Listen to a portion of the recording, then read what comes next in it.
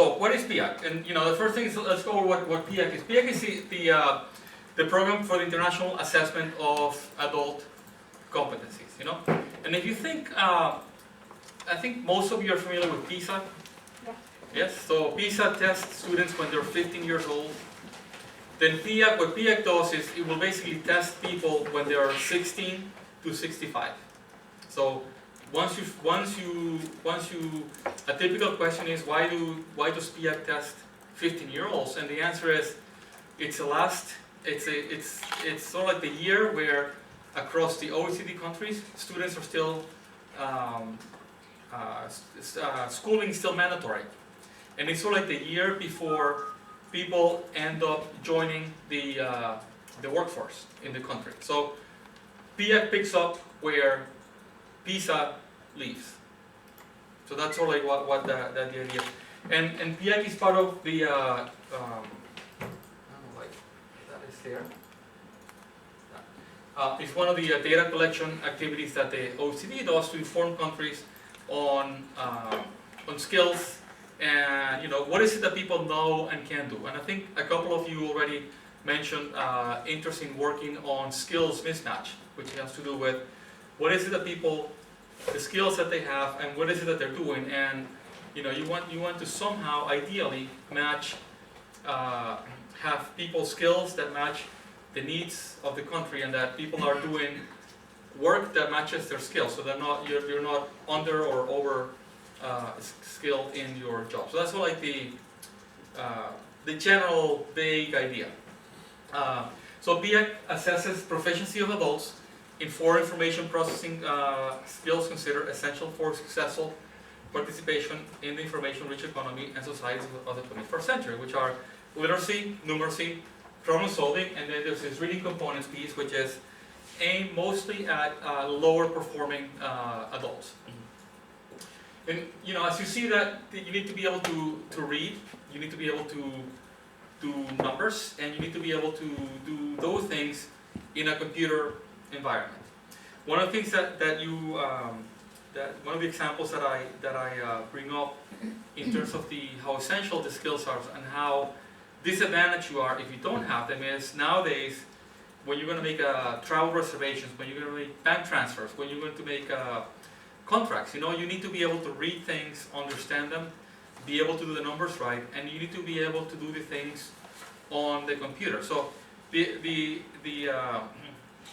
examples that I have is, basically when you go make plane reservations, if you go and you call and you talk to somebody, they usually charge you more.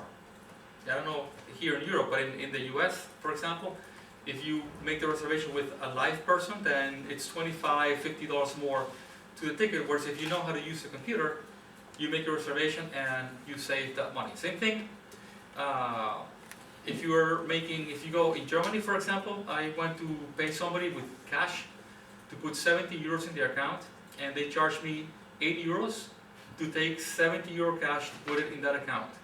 And they said to me, if you go to your computer, you can make a transfer for free, but for us to take the cash here at the office, you have to pay 8 euros more.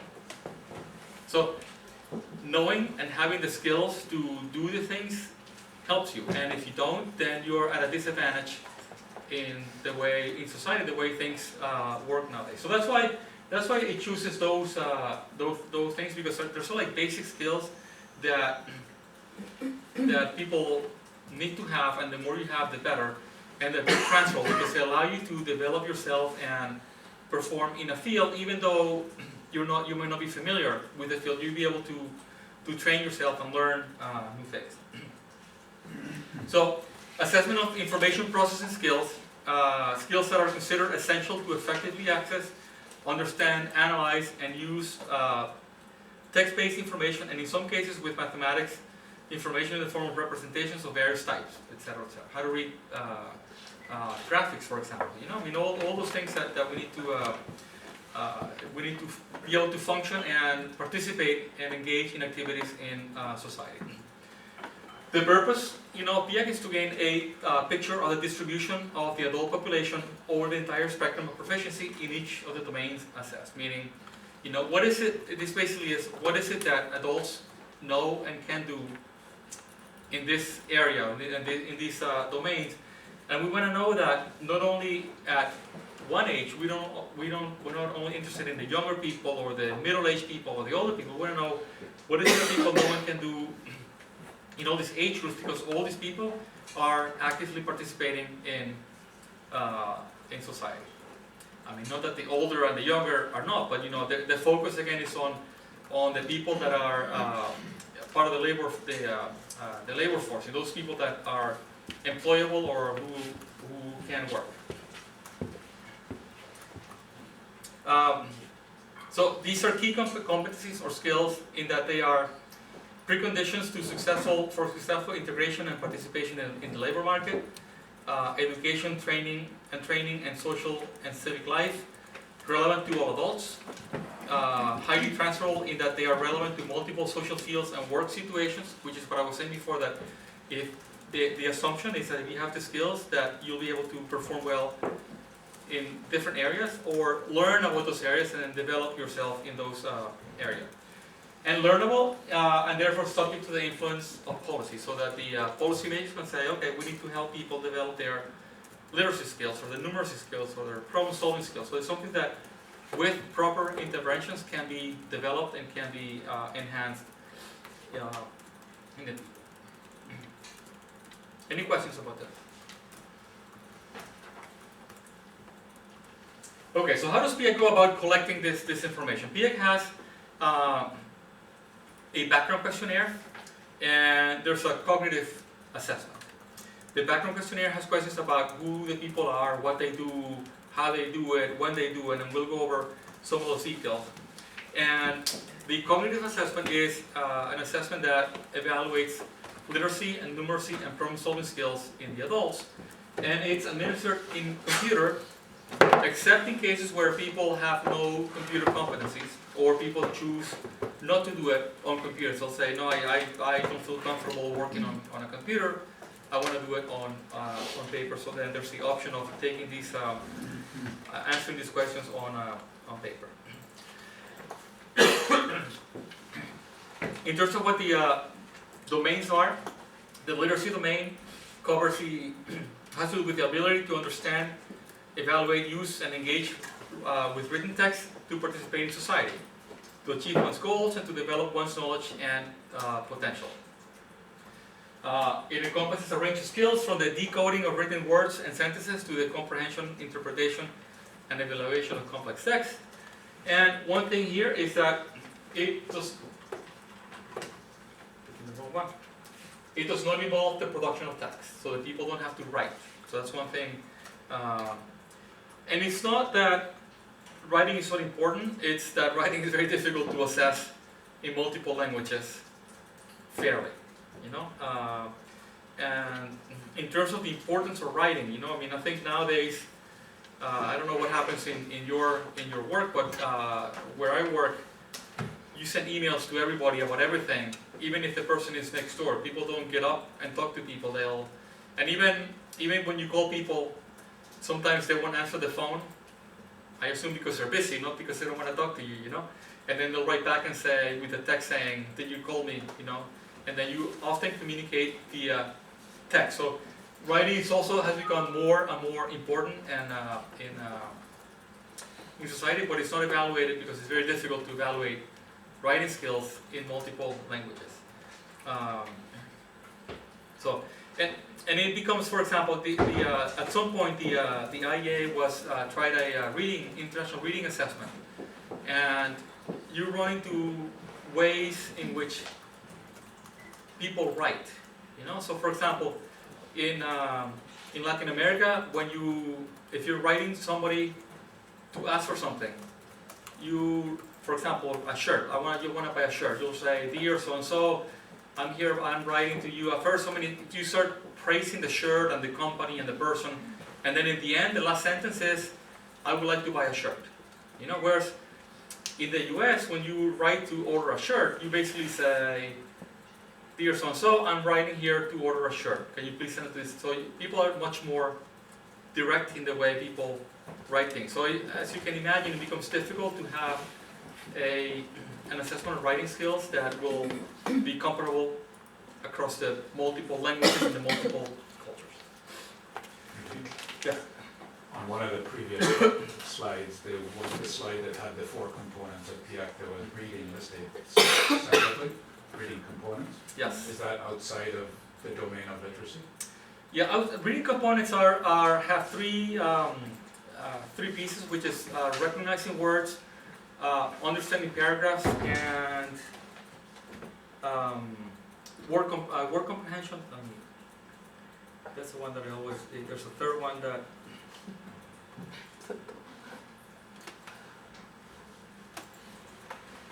So they're part of the reading components, but they're much lower level reading component pieces. And they are. They're part of literacy, but really basic skills. Yeah, very basic skills, yes. I don't have it here. Anyway, but it is basic skills in reading. So, so those were given to people that were very low, that they didn't do the computer, and then they have very low reading skills. So, for example, there's a PIAAC phase 2, and there's it's basically very low reading skills, the basics of reading. So is it applied after assessing the literacy? No, it's applied during the assessment. So the way the assessment works is it's like this.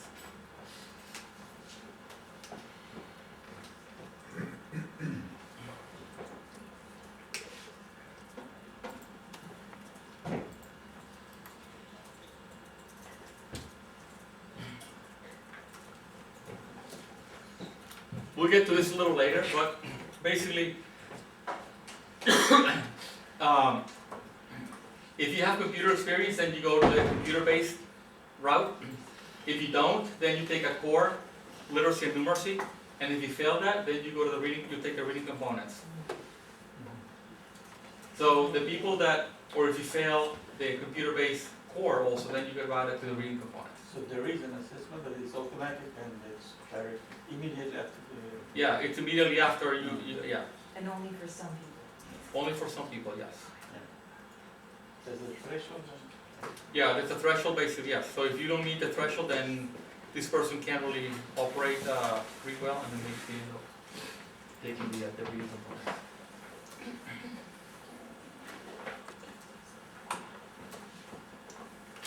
You will find that the very low, so it's basically, yeah, the low reading skills, people with very low reading skills.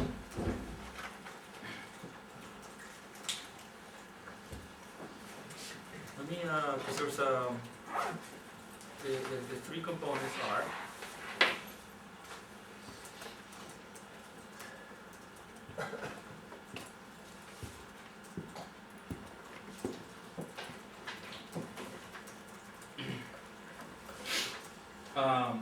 Print vocabulary, so basically recognizing words, sentence processing,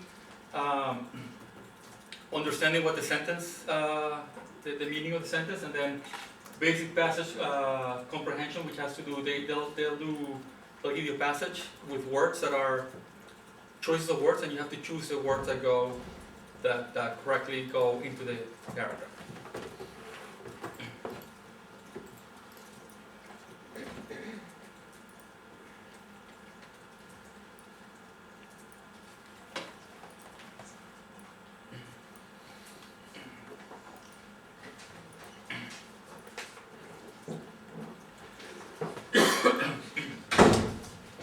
So,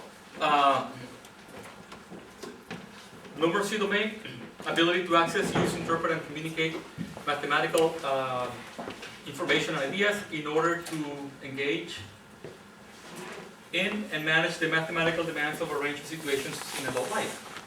It involves managing a situation or solving a problem in a real context by responding to mathematical content, information, ideas represented in multiple ways, calculating a tip, calculating how much a meal is gonna cost, if they give you, those of you that are traveling and they give you a per diem, how much can you use so that You know, if you have a foreign currency, how much is it going to cost you in your own currency? Those kinds of skills that are useful, you know.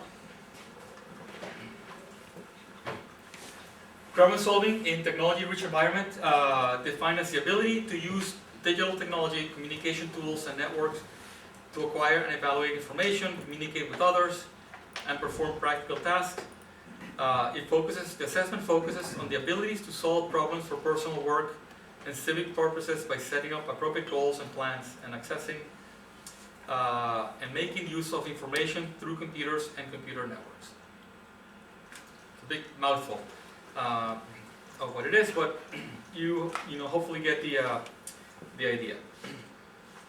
Now, one of the documents that you have that I gave you, if you go to Documents, the folder, you will have a document called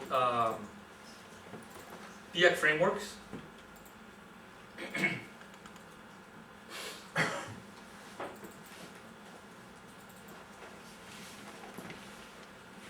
Okay, so there you will have 62 pages of what I've just done in 3 slides. Okay, so they'll give you a lot more if you want to understand better what exactly is this literacy thing and this numeracy thing. You know, you can go to that document where it tells you what those things are.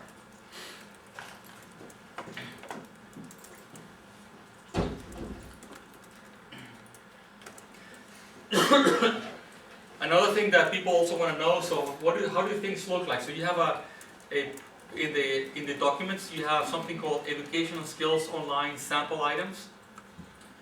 So there you will have some sample items of the type of things that types of items that people are faced with.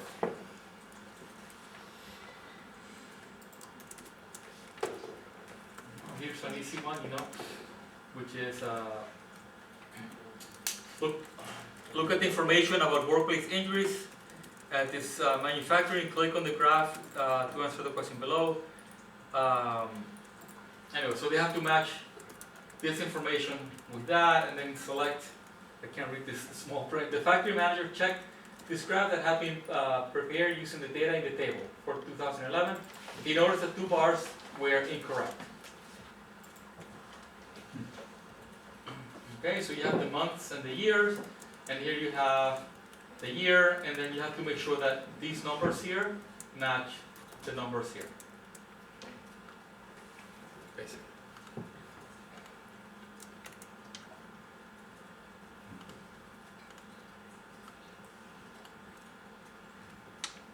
Here's typical. Buy 1 pair, get the second of equal or lesser value, half price. So how much would you pay for this overall?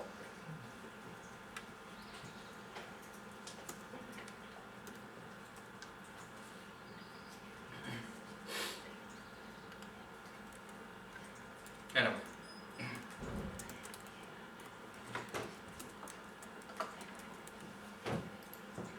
Questions about this? Who designed the assessment?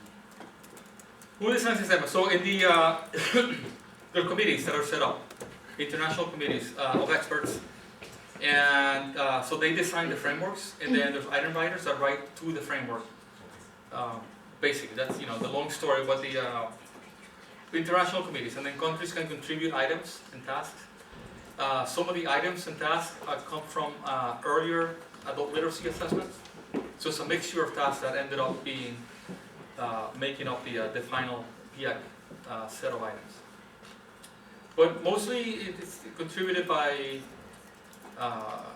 people that are involved in the project.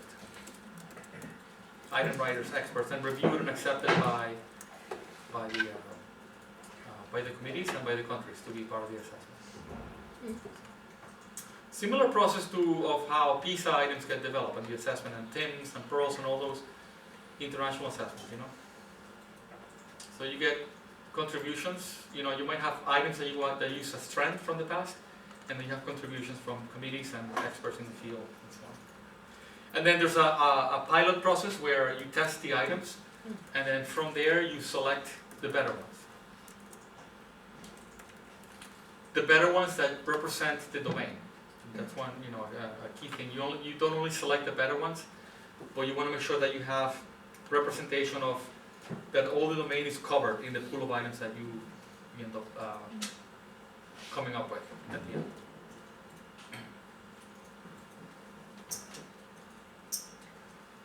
And the final numeracy assessment, for instance, how many items were there? The final number assessment, I think there were 48 items altogether.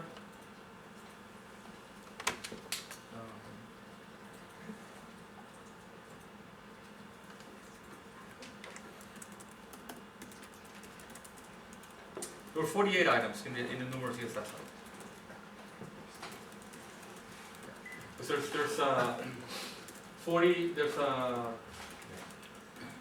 20 and 20, and then there's 8 that you take before that.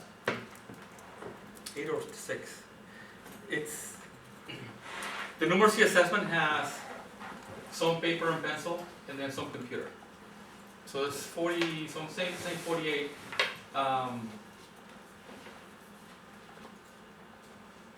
But it'll be, so it's 20, 20, 46 items.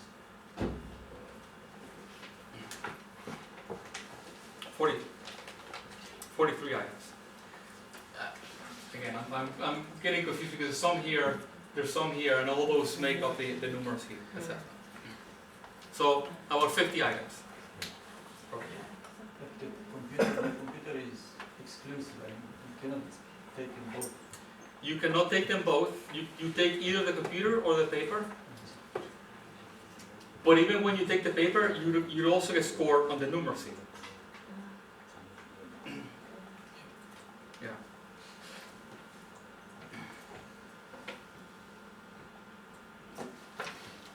Yeah, the assumption is that numeracy is you should be able to do it. You can do it on paper or on computer. If you fail the computer, and then if you fail some of the computer tasks, then you get some easier tasks on paper.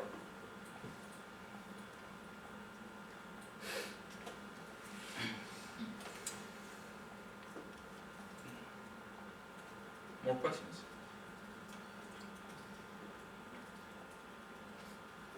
Okay, so background questionnaires. One of the things we want to know what people know and can do, but we also want to know what these people look like, Is it the older people, the younger people, the males, the females, the educated, the uneducated, those that are employed, those that are unemployed, the healthy ones, unhealthy ones? We want to know, we have some information about who the people are. So, collect a comprehensive set of information designed to support the major analytical objectives of PIAAC, which are determining the level and the distribution of proficiency in key information processing skills for important subgroups of the adult population. And some of the ones that are most important are age groups, gender, employed and unemployed, education levels. Those are sort of like the 4 major subgroups that people are interested in. They're used to better understand factors associated with the acquisition, development, maintenance, and loss of proficiency over the life cycle. So what is it that leads people to? So one of the things that it's really interesting. We had a conference back in November where people wrote papers about using the PIAAC data. And there was one paper which was use it or lose it, which is that seems that if you if you're well educated, if you start well, then that gives you an advantage over time. But if you don't use your skills, then eventually you start losing it. And then there's a point where that even if you know a lot, then there's a point where our cognitive skills start to decline.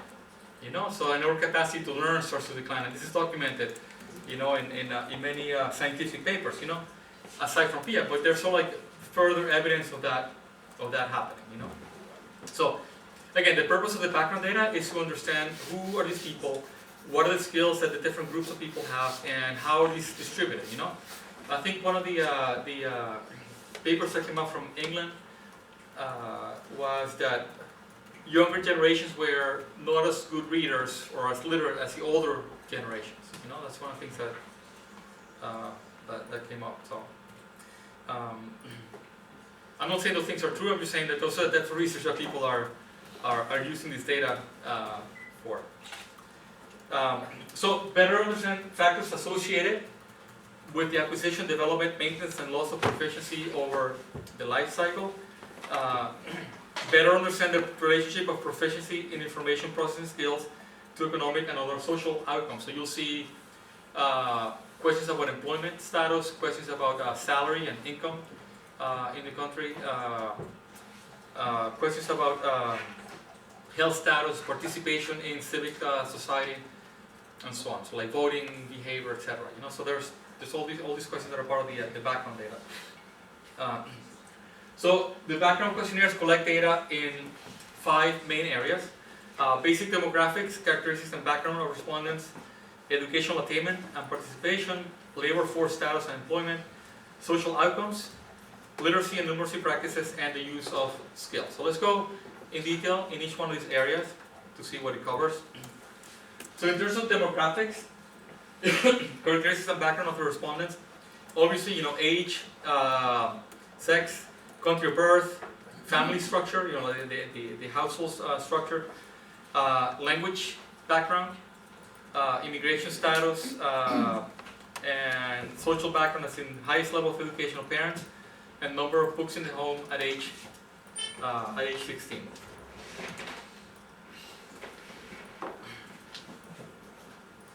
In terms of educational experience, there were questions on highest qualification and country where the qualification was gained, current studies, whether they're studying something, whether they received training, whether they're taking any courses, any professional development courses that they're taking. Formal studies in the previous year, so were they studying something the year before, and what was it that they were studying? How many courses, level of the last course, etc., etc. Whether the employer supported the courses, whether it was mandated, whether it was to keep the job or to get a better job. All those types of information are there. Current participation in learning activities, so non-formal courses in the previous 12 months. Most recent non-formal activity, total time in education and training, barriers to undertaking education and training, etc. I'm going to show you the background questionnaires in a little bit to see, so that you'll see the actual questions on how they look like. Labor force status, so work history and job characteristics, current activity, type of job that they have, and work history.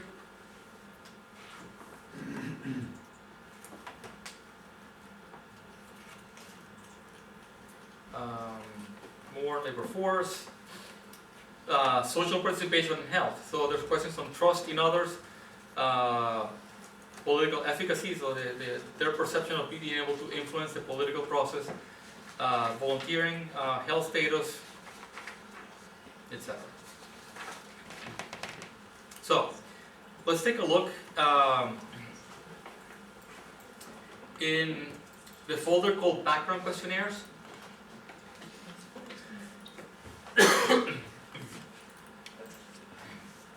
You will have something called PIAAC background questions.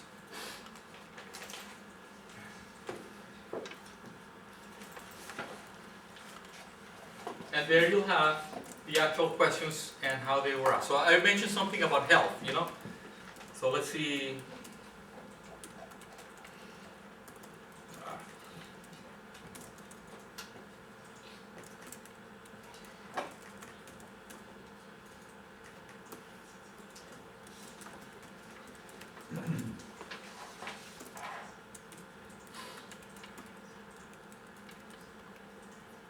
Well, here's one, you know. Here's one on using the computer. I mean, I'm skipping over. You know, do you use the internet in order to better understand issues related to, for example, your health or illness? So it's talking about using computers for specific type of activities. Conduct transactions on the internet.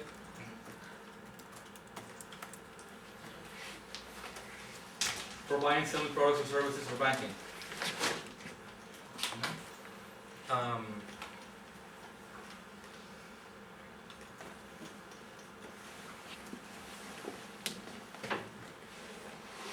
Were you born in the country? So if you go through this document, you will find basically all the questions that were asked in the background questionnaire. And for each of these, you will have the variable name, the question as it was asked, and then the codes for yes or no. So the actual code that you will find in the database to as a response to that question.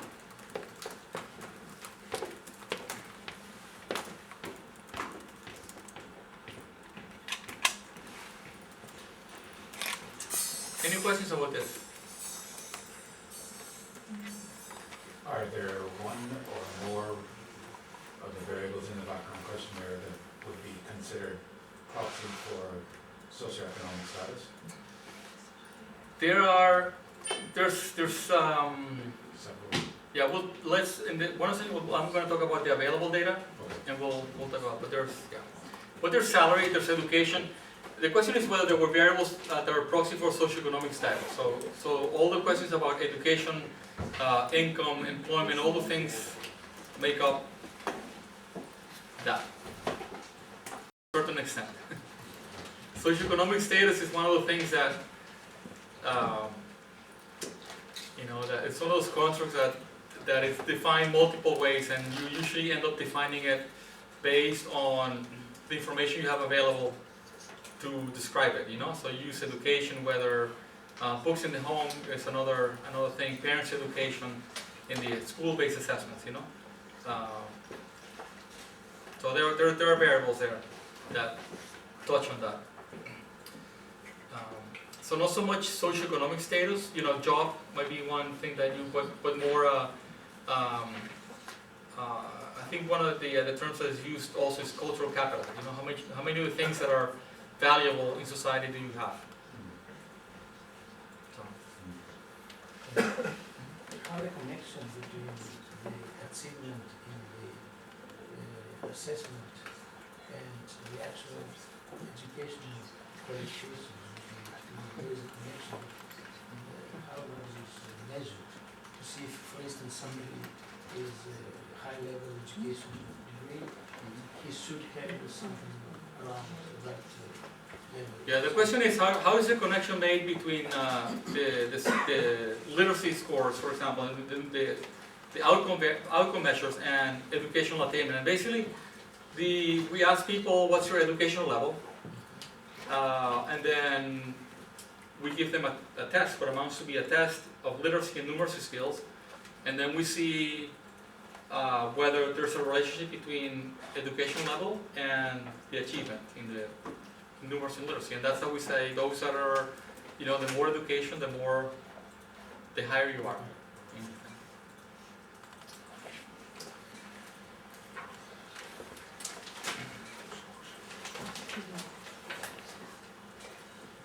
So,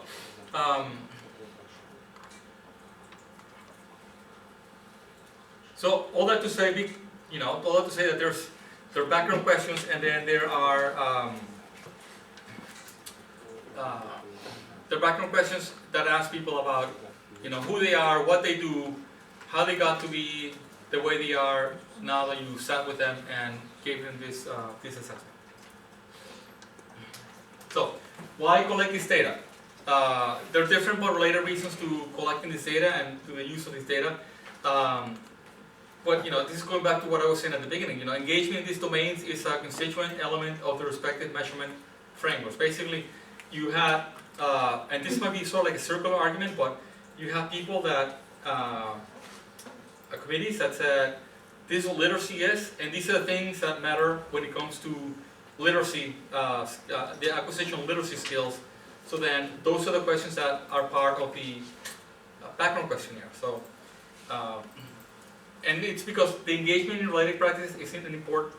So it's believed that those groups or those variables are relevant to the acquisition and maintenance of those skills that we're measuring. So that's what we want to know to confirm those hypotheses. There's policy interest in gaining information on a broader range of generic skills than provided by the direct assessments.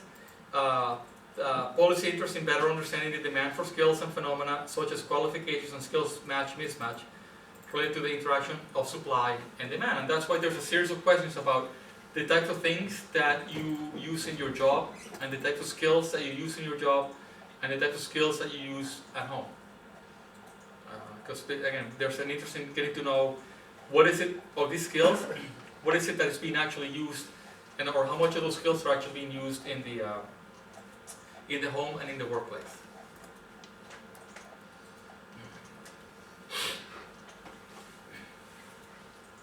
So here's what I was talking about. So there's a series of tasks that we ask whether they do in their daily life, like reading tasks, writing tasks, numeracy tasks, problem-solving tasks, and using tasks related to use of technology. And you'll see there's a whole section on the type of things, the one that I just showed you about. Do you use the internet for shopping?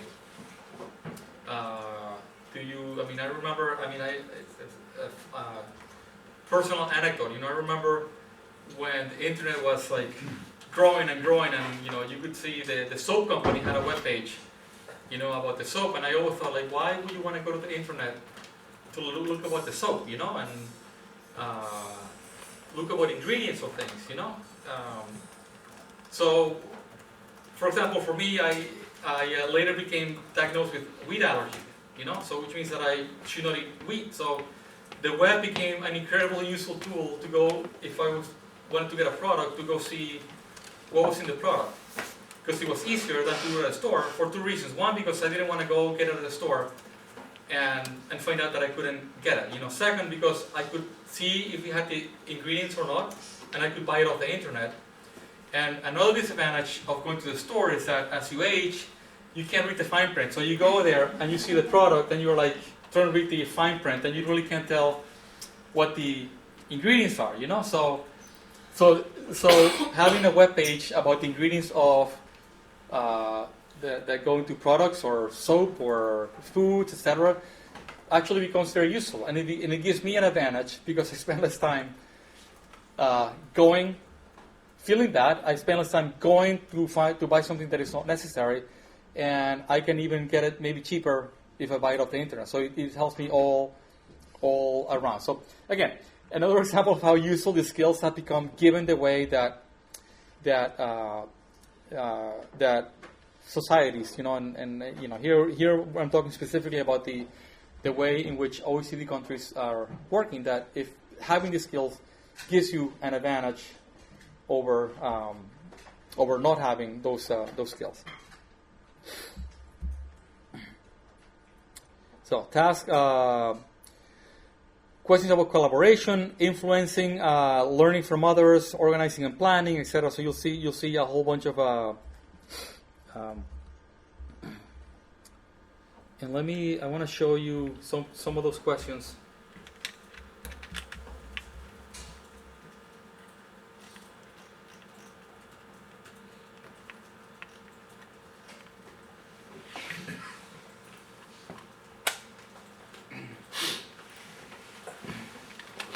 The following questions are about writing activities that you undertook as part of your last job, including any writing you might do on computers or electronic devices. In your last job, how often do you usually write letters, memos, emails?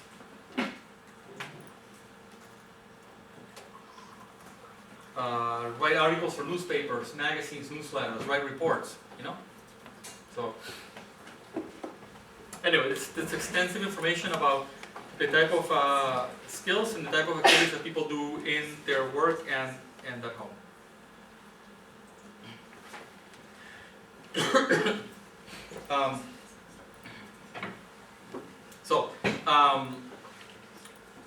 There are questions about self-assessment of the skills and job requirements, or whether they have the skills necessary for their work, or whether they feel they lack the skills. In terms of not only skills, but educational qualifications needed to get the current job, is this qualification needed to do the job, related work experience needed to get the job. So what are the kinds of things that they need to do the job, and do they have these skills? Questions about the background questionnaire?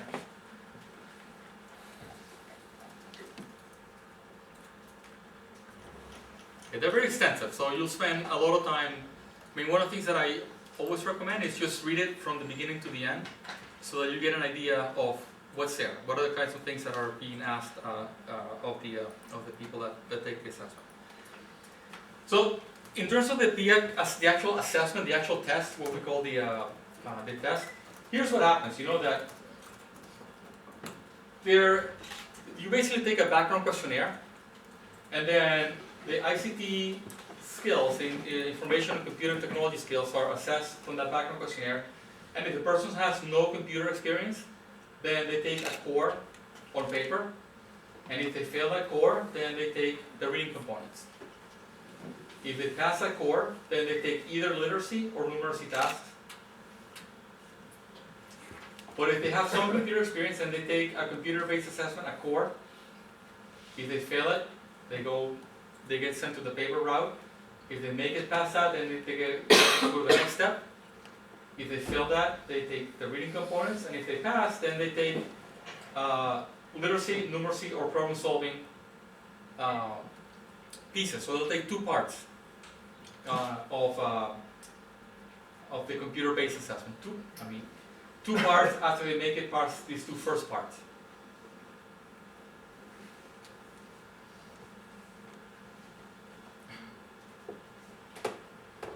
Questions about this? Yes.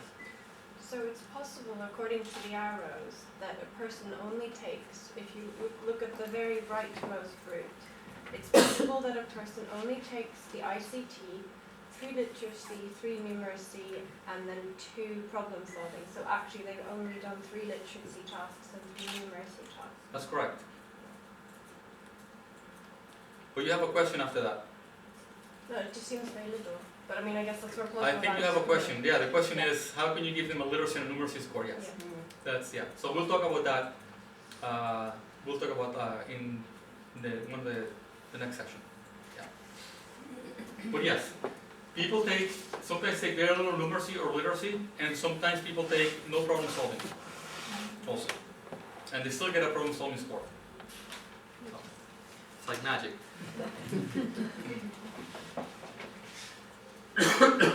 So PIAAC, the target population, non-institutionalized population, ages 16 to 65 residing in the country at the time of data collection, irrespective of nationality, citizenship, or language status. That's the target population. So the normal territorial unit covered by the OECD survey of health skills was the country as a whole. Obviously, you know, there's some exclusions that happen in each country. You know, remote populations you might exclude, etc., etc. But the idea is to have a survey of those that are 16 to 65 within the country. How do we select people? So there's sort of like 3 main broad types of frames. So we have the sampling frame is where do we select people from. So there's some countries where they have an actual list of people in the country, and you can select people from that list. That's unusual because in many countries what you don't have that, but you do have list of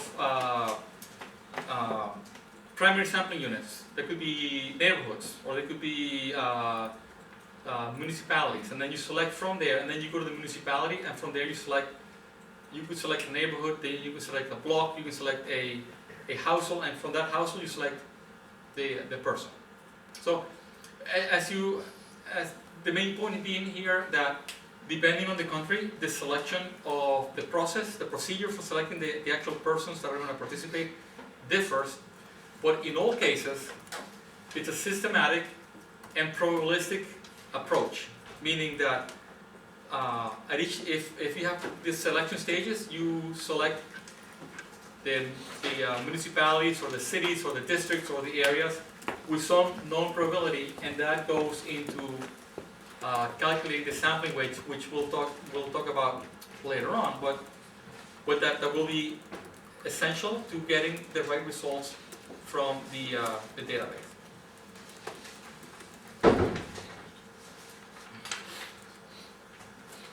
In terms of coverage, the sampling frames were required to cover at least 95% of the target population, and with limited exclusions or no coverage of groups in the target populations. So those hard to reach groups, such as the populations in remote and isolated regions. So I assume in Norway that people way in the north, they might have been excluded. I don't know. But anyway, and the main point being that yes, no, you're no. There's a technical report where that will be documented. Okay, but the main point being that you make reasonable, honest, and reasonable efforts to cover the entire population. But at some point there's a payoff that you don't want to spend too much to get very little in return. So that's why you might choose to exclude a particular area or region of the country. Minimum sample size required to depend on two variables: the number of cognitive domains assessed and the number of languages in which the assessment was administered. So countries could choose to administer the problem-solving task, and in fact, I think there were Spain, Italy, and Cyprus, and maybe France didn't do problem-solving. Something to do with Mediterranean, maybe. I don't know.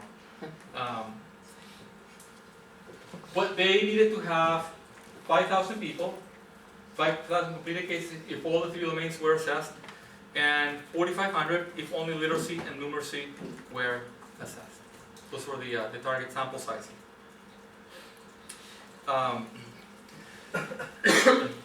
So to fully report the results in more than one language, the required sample size was either 4,000, 4,500, or 5,000 per reporting language. So as you can imagine, it could become pretty expensive to report in more than one language for a particular country.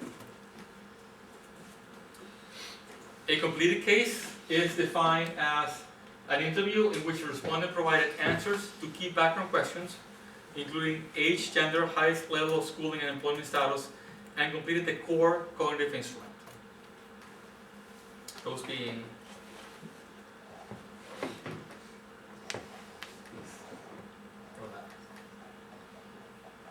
okay, so they have to complete that in order to be counted as having participated.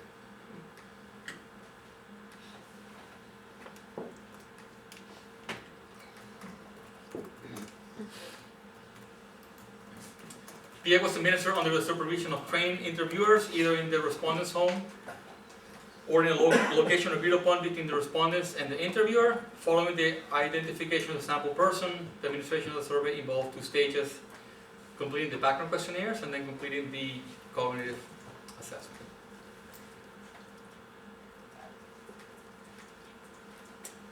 Results of PIAAC are reported on a scale ranging between 0 and 500, with a mean of 250. Scores are assigned to respondents were in the form of plus-all values, and here we'll talk about later because this is going to be a crucial thing for your analysis. And proficiency levels were defined for each of the domains, so that we're going to say that somebody in that scale that goes from 0 to 500, if they score 376 or higher, they're in level 5, and there's an accompanying description to what people in level 5 are able to do in numeracy and in literacy and in problem solving. Problem solving has a different classification, but the point here is that people are classified by levels, and those levels have a particular description of the types of things that those people are able to do. For those of you that work with PISA, this will be the equivalent of the achievement levels. Those two work on IEA studies and TIMSS and PEARLS. These are the benchmarks. So once you meet that number, then here are things that you're more likely to do than people that are below that level.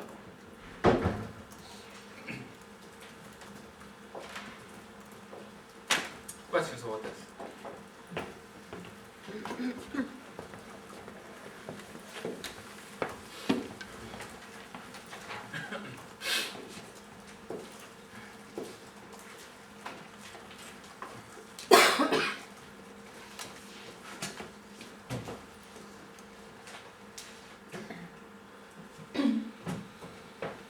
Questions? Yes. Reading components questions, which scale concern? The reading components, they just have, they just counted the number correct. Yeah, basically, the number correct on that.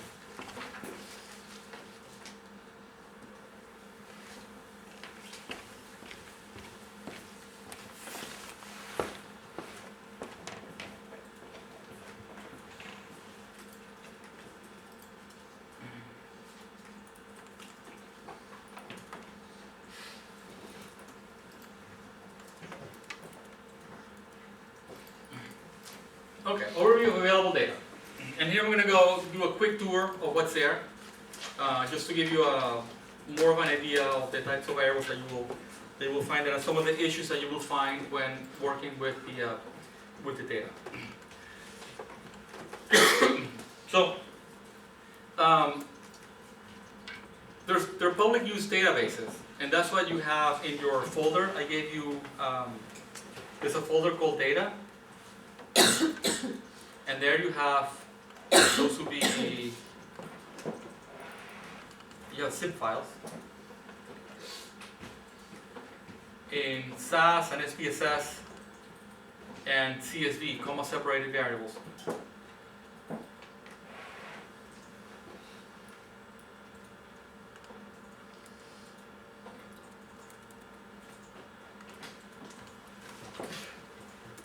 Now, I'm going to get into that a little later. So there's some issues. As you can imagine, the way that PIAAC works is that we go to the homes with a computer and we ask all these questions about people. You know, where they work, how they, you know, employment, age, education, etc., etc. Depending on the country's laws and regulations, etc., some of those data cannot be made public. So in the case of Australia, in the case of Australia, the Australian Bureau of Statistics, they are not allowed by law to make those data public unless you request it. You have to write a special request to the Bureau of Statistics to get the data, and you probably have to sign something or other that says that you're not going to disclose it, and there's some penalty if you disclose the data.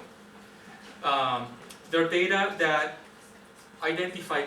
could identify people if you're able to have access to that number. So the data are made public via the two means. You know, one is something called the PIAAC Data Explorer, and we're gonna talk about that later. Which is this is a web-based application where you can have access to the Australian data. Pretty much all the data that was collected would be available from the PIAAC Data Explorer, and it's available from there because it has mechanisms to prevent you from identifying people. So you don't actually get the record, you click, click, click, click, and then you get the results. And if the result is something that could help you identify somebody, then you don't get that result, basically. And then it's a PIAAC public use files, which is what you have, and that's what we call the PUFs, you know, public use files. The public use files have a naming convention that, if you open that,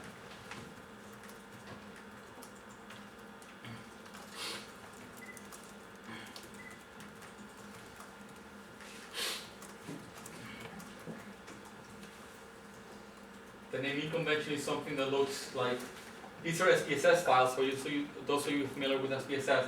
And it'll basically have a PRG at the beginning, then the country code, so this is Austria, Belgium, Canada, Cyprus, Czech Republic, Germany, Denmark, etc., etc. And then a P1 for the first PIAAC, and then when PIAAC 2 comes along, there'll be a P2, etc., etc. So that's all how that those are identified.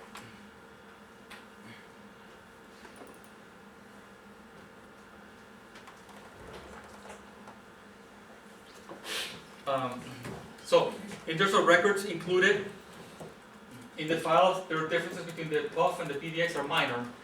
And again, because of the nature of the data, there might be the public user files. They might not. And here's like the mystery. You know, like there might or might not, but you don't know if there are or not records excluded. There might be some data perturbation also, meaning there some responses for some people might have been changed to protect the innocent, basically. Overall, the overall picture that you will present is not changed statistically. There's no statistical difference, but there are procedures in place to avoid people identifying the respondents of the survey. So there's some differences, minor differences in the records, and there's some differences between the PUFs and the PDX, and these are major.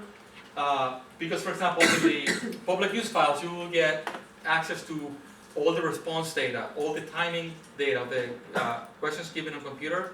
You'll have access to that. So you'll have access to a lot more what is called log files, so log information. Whereas in the Data Explorer, you will basically have access to the achievement scores and to the background responses.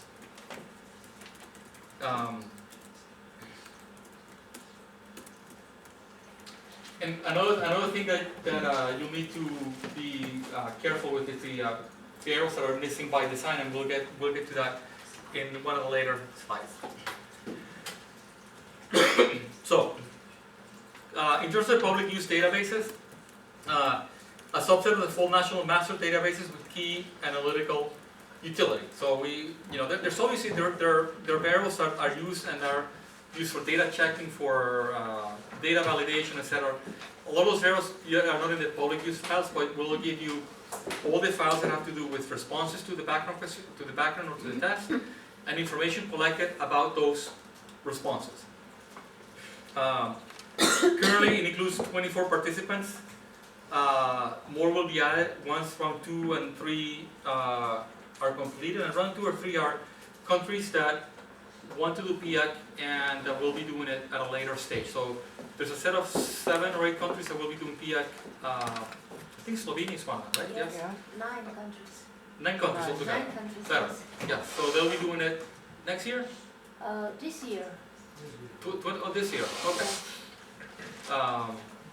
And then there's talks about round 3 of another set of countries that might do it at a later stage.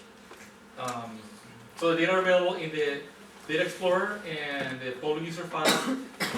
Generally identical, but some important differences exist, and these differences I mentioned already. 23 of the 24 data set countries are available through the PIAAC Data Explorer. And here's, so Cyprus data is not included in the Data Explorer. And the reason being that Turkey is a OECD member and Cyprus is not. And as some of you might know, there's disagreements between Turkey and Cyprus. So Turkey said, Cyprus is not an OECD member, we don't want their data in the Data Explorer, so Cyprus data is not in the PIAAC Data Explorer, which belongs to the OECD. So, but you have copies of the Cyprus data in what I gave you. Because the Cypriots are very interested in having the data used and disseminated, etc. So, but the public user files don't have the data from Australia because Australia has specific rules and regulations and laws that don't allow them to freely distribute this data. So if you want to get the Australian data, you will have to write to these people. Okay, and say, I want to use your data, and then they'll make you sign some papers. I don't know exactly what you have to. Yeah, tell them what you're going to do with the data. Tell them what you're They going to ask do. for research design, research questions. Okay, and you have to agree not to disclose it to anyone, etc., etc. Confidentiality. Yeah.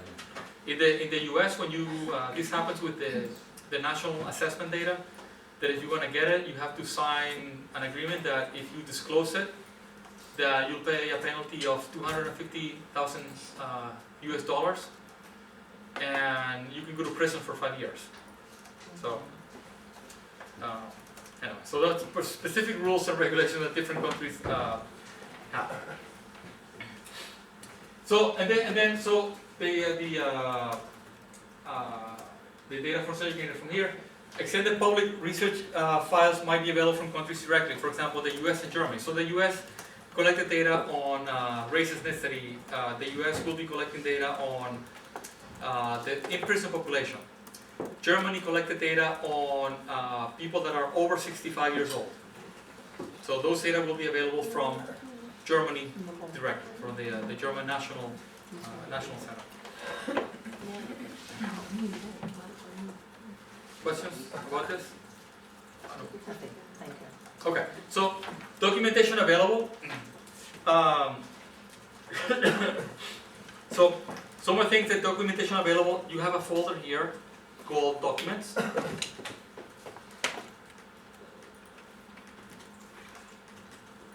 then you have,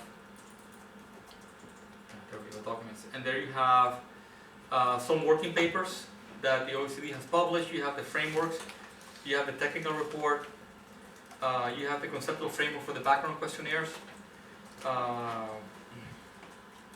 and you have the results from the results being the international report. Here you have a list of the variables derived from PIAAC and the code that was actually used to derive those variables.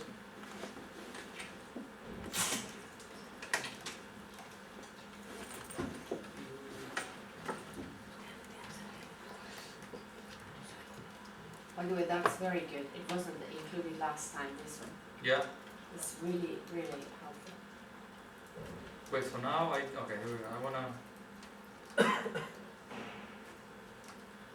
I deleted the menu of my, how do you get that? Let's see, put myself to previous view.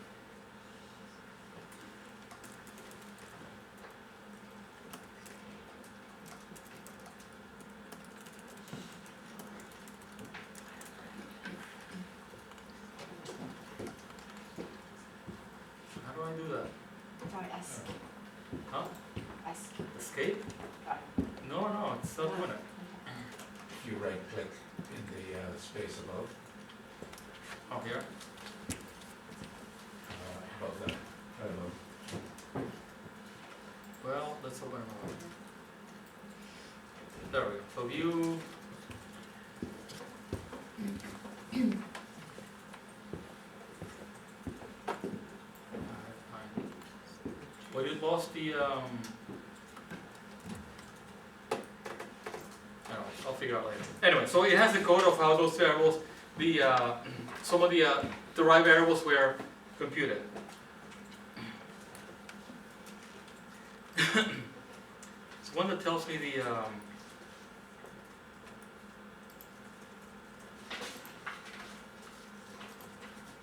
anyway, I'll fix it later. But you know, for example, there's a variable at highest of mother or father's level of education. So this is how that variable was computed. You know, native language. Let me see if this one.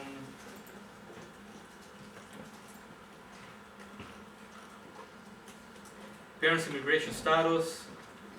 I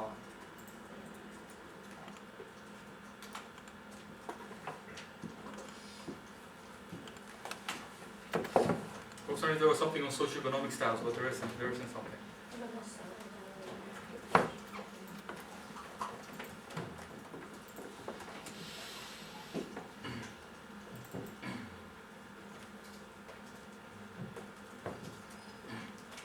Anyway,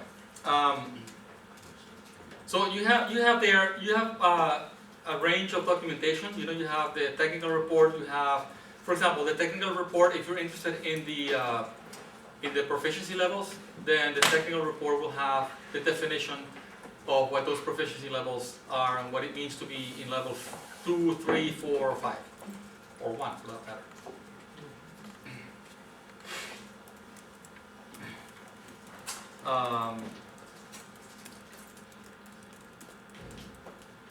Compendia. So there's a folder there called Compendia, and then you have there, open one of those.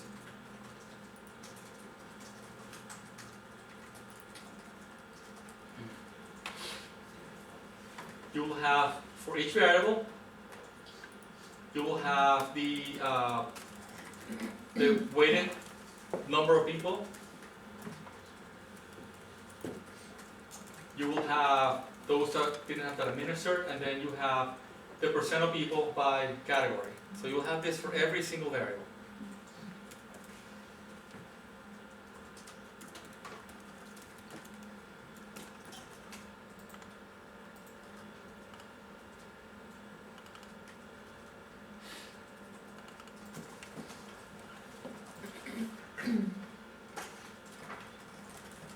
What does not administrated mean?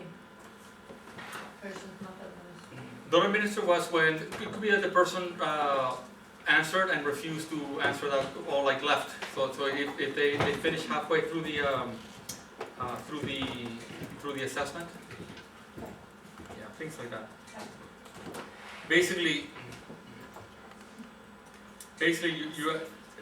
we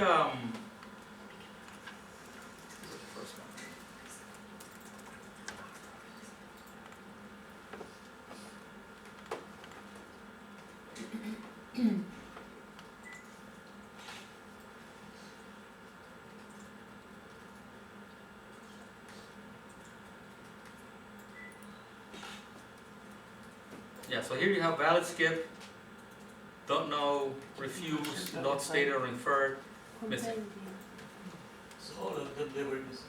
What's that? All of them, they were missing. In this case? Yeah, it's 1.83% and it's Well, let's only see. missing. The rest of them, they are 0%. So this For- one, for yeah, so Austria. in Canada, yeah. I was following Austria. Austria, see Austria. It's 1.83 Mm-hmm. and all of them, they were missing.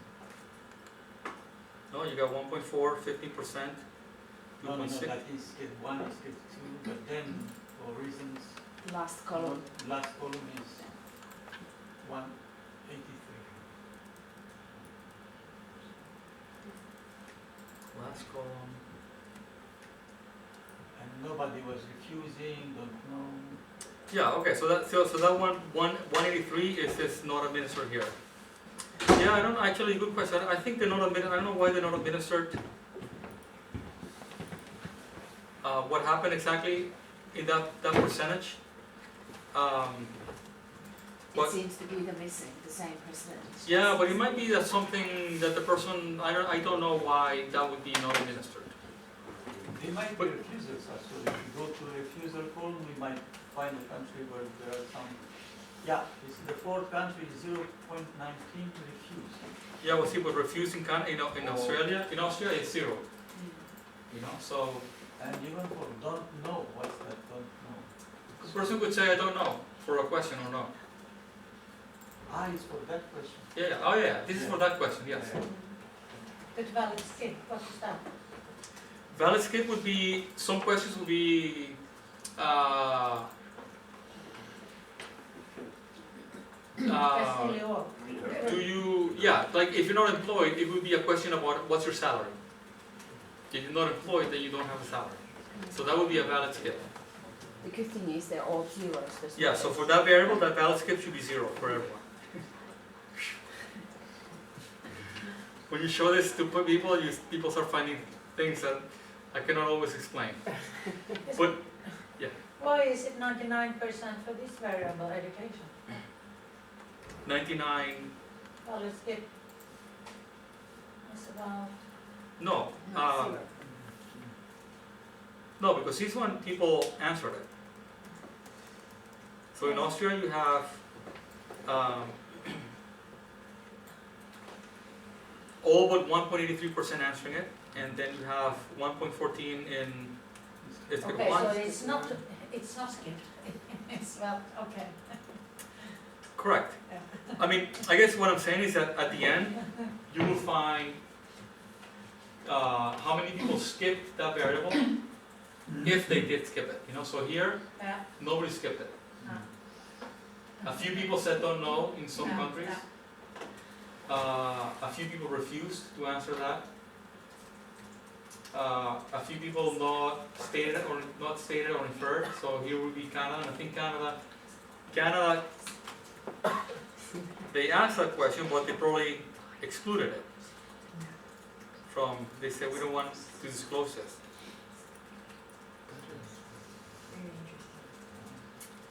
Yeah, you find, Variable. huh? It's a key variable, it's interesting that it's. Yeah, but it's in, yeah. But this is the person's response, so that there might be, what you will see is that in some cases, the original variable is not there, but the derived variable exists. And it has to do with specific rules and regulations and laws of the country. But this is kind of scary. I mean, look at England, so no formal qualification or below high school, 10.43. You wonder whether there's a comma error, because all the other countries are so. That's obviously not. It's just a scary result. Yep. Yeah, that's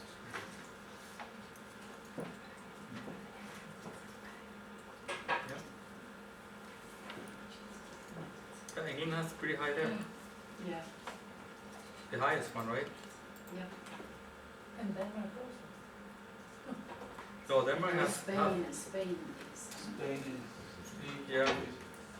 No, not like that. No, but there is something with that England 10.43. Look at the standard error, it's 0. In where?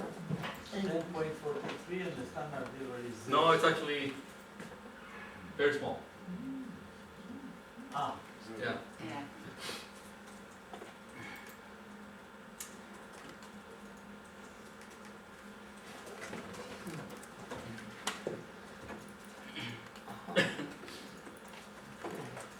Anyway, it is what it is. I don't have an answer for that. It does seem unusual that they would have 10% no formal qualification or below is get 1.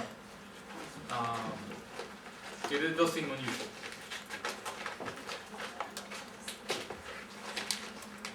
For Canada, what do you say about Canada?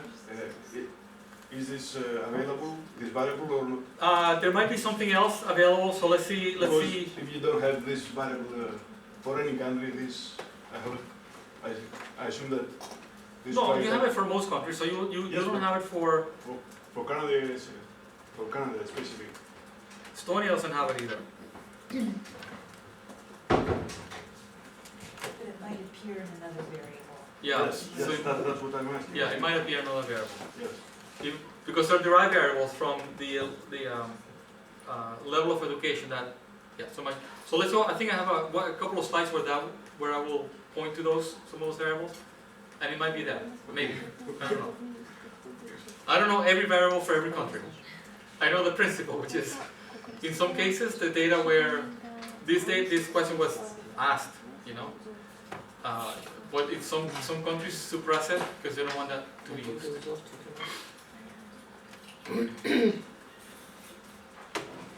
The point being here is that there are compendia where you have summary of the data, and you can use this compendia to look at how the data are distributed in those variables, and you can use the compendia also to double check your data analysis to make sure that your numbers should match that. If you're calculating something, the numbers should match that.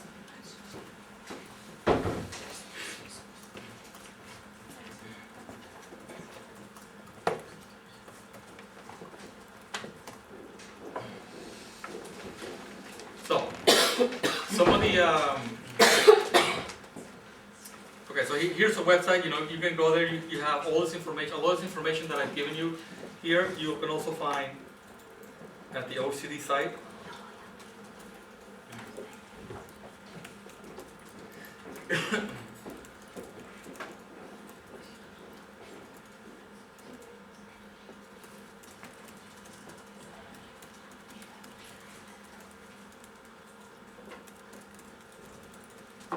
Anyway, so you can browse through there at your leisure between the workshop and dinner tonight and find things there.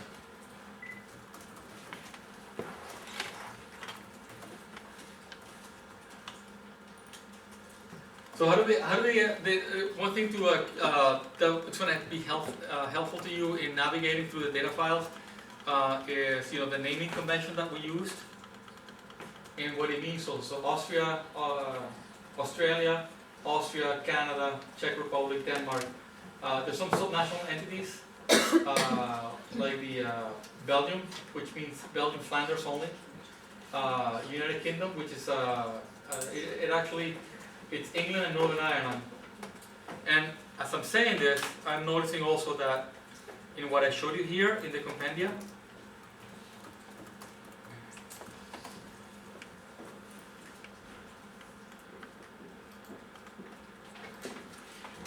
that England is actually England and Northern Ireland. So there's a mistake here, basically in the compendium.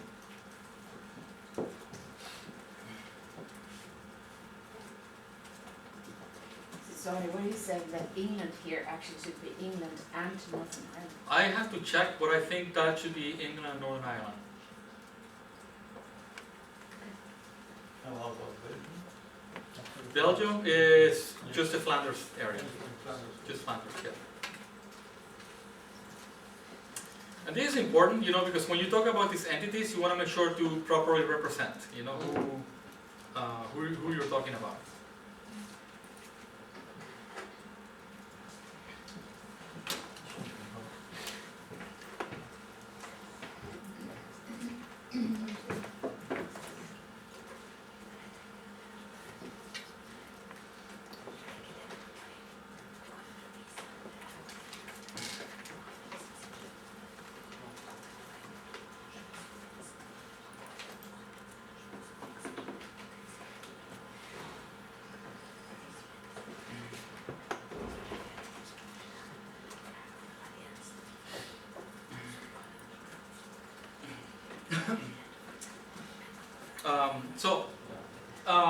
Entity name code. So some of the variables that you will find useful are the country ID, which is a numerical code for the national entity. This country ID E. So you'll find, for example, in the GBR data, you will find that the country ID will be GBR, but then within it you will have that country E will identify England and Northern Ireland as separate entities. So depending on the type of analysis that you want to do, you might want to separate them or not.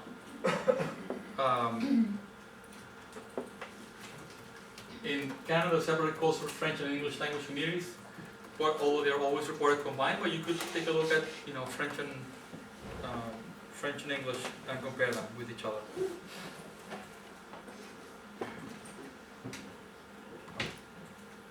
So here is a you know, a type of exhibit that you will find in the reports, you know. And the reason why I want to show you this is that it's going to list here the countries. So see, there's no England here, but it's just up here: England, UK, Northern Ireland, and then England, Northern Ireland combined are presented here. You get Flanders because they're not countries. Although I guess England and Northern Ireland are countries that are, anyway, let's not get into that, but the OECD member is not England or Northern Ireland or Scotland or Wales, it's the United Kingdom. So, or I think Great Britain, anyway. And then the partner countries, Cyprus and the Russian Federation with their corresponding footnotes. So that's all like your typical display that you will find in the OECD tables. You will also find always the percentages and then the standard errors of those percentages.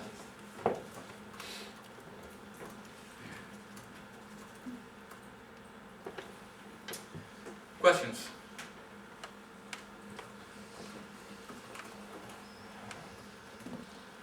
Okay, so let's take a break now. We're 7 minutes before the break, but let's take a break now before I get into the details of the database, the variables, and then we'll start again at 11, so in 20 minutes.